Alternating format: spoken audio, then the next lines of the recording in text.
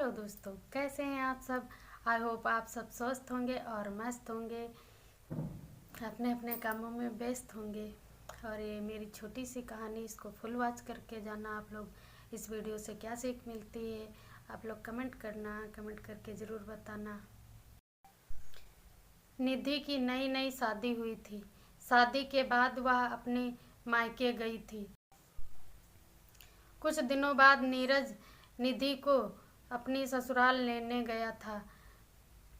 आज वहां पर इतनी सारी तैयारियां हो रही थी, घर की साफ सफाई, इतने सारे पकवान बन रहे थे जैसे दामाद नहीं आज कोई भगवान आने वाले हों।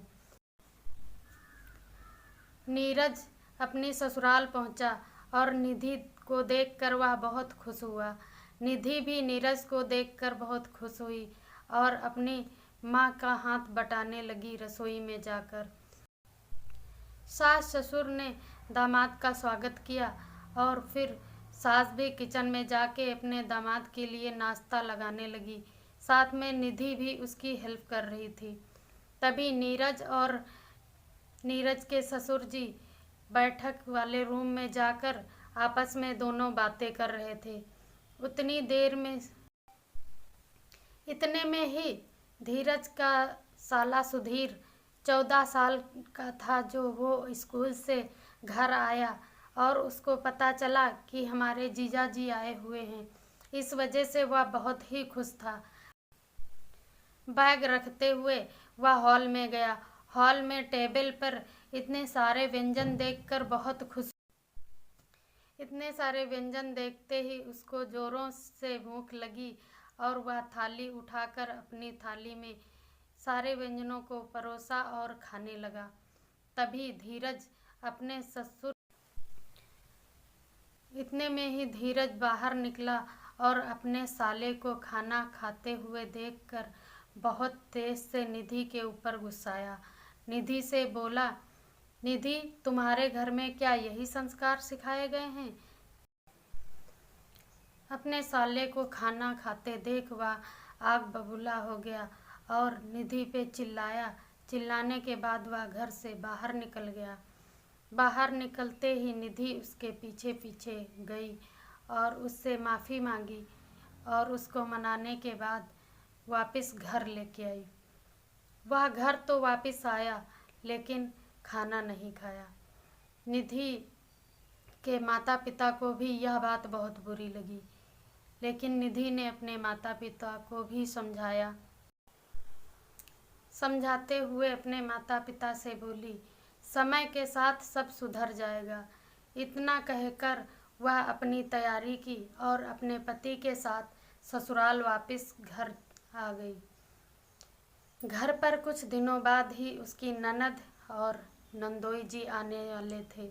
छुट्टियों का दिन था, साथ में उनके बच्चे भी आए हुए थे। वह कुछ दिनों तक रुकने वाले थे। इसकी तैयारी में निधि और निधि की सास अपना घर का सारा काम, साफ सफाई, खाना पीने में लगी हुई थी। तभी इतने अच्छे अच्छे ढेर सारे व्यंजन बनाए और अपने दामाद को खूब ढेर सारी आव भगत किया।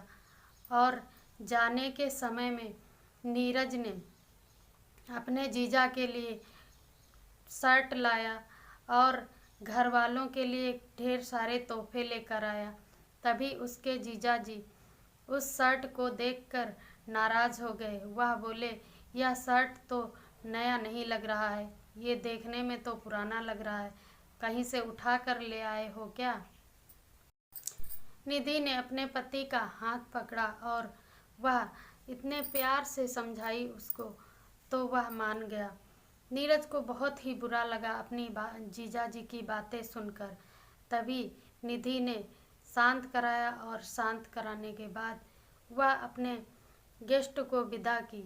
और विदा करने के बाद जब दोनों साथ में रूम में बैठे जाकर, तभी निधि ने अपने पति धीरज से कहा, जानती हूँ जीजा जी की बातों का आपको बुरा लगा, लेकिन उन्होंने हो सकता आपसे मजाक भी किया हो। शायद याद करें तो आपको याद आएगा। आप जब मेरे घर गए हुए थे तो मेरे भाई ने खाना खा लिया था, जिसकी वजह से आपको बहुत बुरा लगा था। आप बहुत नाराज़ हो गए थे।